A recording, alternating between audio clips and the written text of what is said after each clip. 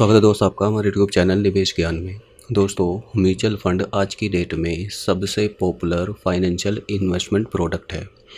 बहुत सारे लोग इन्वेस्टमेंट को लेकर आज के समय में जागरूक हो चुके हैं और वो इस बात को अच्छे से जानते हैं कि एफडी, आरडी या एलआईसी की जो रेगुलर स्कीम्स हैं उनमें अगर हम अपना पैसा इन्वेस्ट करते हैं तो कहीं ना कहीं हमें म्यूचुअल फंड में रिटर्न्स ज़्यादा मिलने की प्रोबेबिलिटी होती है। नॉर्मली एफडी और आरडी के अंदर हमें 6 से 7% के रिटर्न्स मिलते हैं। साथ ही साथ अगर हम एलआईसी की बात करें तो एलआईसी के अंदर जो भी पैसा हम इन्वेस्ट करते हैं उसमें हमें लाइफ कवर तो ज़रूर मिल जाता है, लेकिन लाइफ कवर के साथ साथ हमारा जो इन्वेस्टमेंट का अमाउंट है वो भी बढ़ जाता है और ओवरऑल जो हमारे इन्वेस्टेड अमाउंट पर रिटर्न्स मिलते हैं वो 7 से 8% मैक्सिमम होते हैं। अब दोस्तों, म्यूचुअल फ़ंड के अंदर अगर हम इन्वेस्टमेंट कर रहे हैं तो म्यूचुअल फ़ंड में बहुत सारी स्कीम्स देखने को मिलती हैं। बहुत सारी एएमसीज़ हैं, फिर उनकी अलग अलग स्कीम्स हैं, जैसे इक्विटी स्कीम्स हो गई, डेट म्यूचुअल फंड्स स्कीम्स हो गई या फिर हाइब्रिड म्यूचुअल फंड स्कीम्स हो गई। तो इनमें कई बार कन्फ्यूजन भी होता है कि आखिर हमें किस म्यूचुअल फ़ंड के अंदर, किस एएमसी के अंदर, किस कैटेगरी के अंदर अपना इन्वेस्टमेंट करना है। एक्चुअली ये टोटली आपके ऊपर डिपेंड करता है कि आप किस पॉइंट ऑफ व्यू से इन्वेस्टमेंट कर रहे हैं। म्यूचुअल फ़ंड की कोई भी स्कीम जब डिज़ाइन की जाती है तो उसका एक पर्पज़ होता है कि ये स्कीम इस पर्पज़ से इन लोगों के लिए सूटेबल होगी। लॉन्ग टर्म के पॉइंट ऑफ व्यू से इन्वेस्टमेंट कर रहे हैं, मान लीजिए आपको अपने बच्चों की हायर एजुकेशन के लिए या अपने बच्चों की शादी के खर्चे के लिए या फिर अपने रिटायरमेंट के पॉइंट ऑफ व्यू से इन्वेस्टमेंट करना है, तो इन सब फाइनेंशियल टारगेट्स को अचीव करने के लिए म्यूचुअल फ़ंड के अंदर अलग अलग स्कीम्स हैं। अब अगर आपका व्यू मान लीजिए 5 साल या उससे कम का है, देन आपको उन म्यूचुअल फंड्स के अंदर इन्वेस्टमेंट करना चाहिए जो अपने पैसे को लार्ज कैप कैटेगरी की कंपनीज़ के अंदर शेयर मार्केट में फ़ंड मैनेजर इन्वेस्ट करते हैं।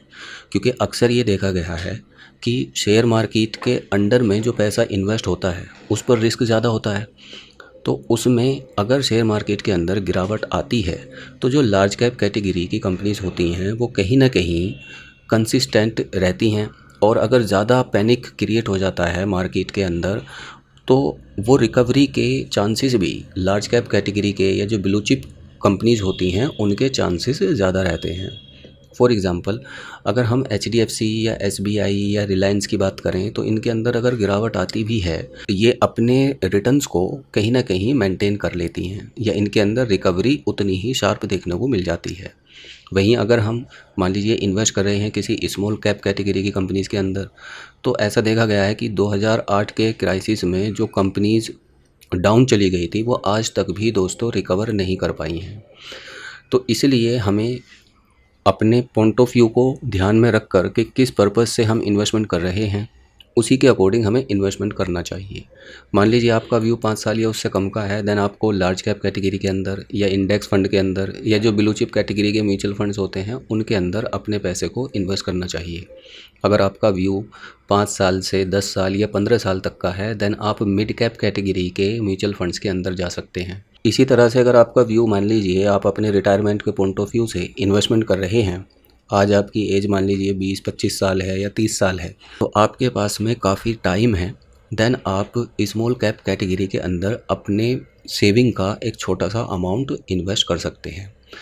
अब म्यूचुअल फ़ंड के अंदर इन्वेस्टमेंट के 2 तरीके हैं, या तो आप एसआईपी कर सकते हैं वीकली बेसिस पर, मंथली बेसिस पर, जिस भी तरह से आप करना चाहें, जिसको सिस्टमेटिक इन्वेस्टमेंट प्लान कहा जाता है। इसका बेनिफिट ये होता है कि अगर मार्केट में गिरावट आती है तो भी आपका पैसा इन्वेस्ट होता है लोअर प्राइस पर, और अगर मार्केट तेज़ी से बढ़ रही है तो आपका पैसा हायर प्राइस पर इन्वेस्ट होता है। वहीं दूसरी तरफ अगर हम बात करें दूसरे इन्वेस्टमेंट स्टाइल की, तो वो होता है लमसम स्टाइल, यानी कि वन टाइम इन्वेस्टमेंट। तो लमसम में हमें एक ही बार पैसा हमने इन्वेस्ट करके छोड़ दिया। मान लीजिए आज मार्केट पीक पर है और हमने उस टाइम पर अपने पैसे को इन्वेस्ट कर दिया, तो कहीं ना कहीं हमारे पैसे में गिरावट के चांसेस बढ़ जाते हैं। तो एसआईपी को कहीं ना कहीं लमसम से बेटर माना जाता है अगर आप म्यूचुअल फंड में इन्वेस्टमेंट कर रहे हैं। इसको हम एक उदाहरण के साथ भी समझेंगे। मान लीजिए आपने कोई म्यूचुअल फंड सेलेक्ट कर लिया और वो म्यूचुअल फंड आपको 12% के रिटर्न्स प्रोवाइड करा रहा है। तो 12% के रिटर्न के अकॉर्डिंग सपोज़ कीजिए आप 5,000 रुपये हर महीने इन्वेस्टमेंट कर रहे हैं उस म्यूचुअल फ़ंड के अंदर। अब ये इन्वेस्टमेंट हम अगले 10 साल तक करते हैं तो 6 लाख रुपए का हमारा टोटल इन्वेस्टमेंट होगा और 5,61,000 रुपये के हमें एस्टिमेटेड रिटर्न्स मिलेंगे और फाइनल हमारी वैल्यू 11,61,000 रुपये हो जाएगी। अब मान लीजिए यही 6 लाख रुपए का अमाउंट हम इन्वेस्ट कर देते हैं लमसम और 12% के ही ये फ़ंड हमें रिटर्न प्रोवाइड कराता है। तो उस केस में 12% रिटर्न के हिसाब से हमारा 10 साल में पैसा 6 लाख रुपए बढ़कर दोस्तों 18,63,000 रुपये हो जाएगा, जबकि 12,63,000 रुपये के हमें एस्टिमेटेड रिटर्न्स मिल जाएंगे अगले 10 साल में। तो ये उस केस में है जब कंसिस्टेंट इसने हमें 12% के रिटर्न्स प्रोवाइड करा दिए हैं। अगर ये इससे ज़्यादा रिटर्न्स प्रोवाइड कराता है तो उस केस में हमारे जो रिटर्न्स हैं उन पर सीधा सीधा इम्पैक्ट पड़ेगा। अब इतना फ़ंड मान लीजिए 1 लाख रुपए का या 6 लाख रुपए का या उससे ज़्यादा का फ़ंड हर किसी के पास होता भी नहीं है। तो लमसम इन्वेस्टमेंट अगर आप कर रहे हैं तो उसी केस में करेंगे कि आपके पास में फ़ंड है, नहीं तो जो दूसरा ऑप्शन निकल कर आता है अपनी सेविंग के हिसाब से वो हम SIP किसी भी म्यूचुअल फ़ंड के अंदर कर सकते हैं। अब SIP अगर आप कर रहे हैं तो लगभग सभी म्यूचुअल फ़ंड के अंदर ये ऑप्शन होता है कि आप 500 रुपीज़ से अपनी SIP को शुरू कर सकते हैं। और लमसम की अगर हम बात करें तो किसी भी म्यूचुअल फ़ंड के अंदर आप अपना लमसम पैसा 5,000 रुपये मिनिमम स्टार्ट कर सकते हैं और मैक्सिमम की कोई लिमिट नहीं है, जितना चाहें आप उतना पैसा इन्वेस्ट कर सकते हैं। अब दोस्तों म्यूचुअल फ़ंड के अंदर और भी कई सारी चीज़ें होती हैं, जैसे जब भी आप पैसा इन्वेस्ट कर रहे हैं तो वो आपका पैसा उस म्यूचुअल फ़ंड की NAV के प्राइस से डिवाइड कर दिया जाता है। मान लीजिए किसी म्यूचुअल फ़ंड की जो NAV है वो 100 रुपये चल रही है और आपने अपना पैसा इन्वेस्ट कर दिया, भले चाहे आप SIP कर रहे हैं या लमसम इन्वेस्टमेंट कर रहे हैं, तो जो भी आपने पैसा इन्वेस्ट किया है उसकी NAV से उसको डिवाइड कर दिया जाएगा। फिर जो भी नंबर ऑफ़ यूनिट्स मिलेंगी उन्हें आपके अकाउंट में क्रेडिट कर दिया जाएगा। मान लीजिए आपने 1,000 रुपये का इन्वेस्टमेंट किया, 100 रुपये उस म्यूचुअल फ़ंड का NAV प्राइस चल रहा है तो 10 यूनिट आपके अकाउंट में क्रेडिट हो जाएंगी। अब एक इम्पोर्टेंट चीज़ और होती है दोस्तों कि जब भी हम किसी म्यूचुअल फ़ंड के अंदर इन्वेस्टमेंट कर रहे हैं तो उसके कुछ खर्चे भी होते हैं जो हमसे सालाना बेसिस पर एक फ़ीस लेते हैं।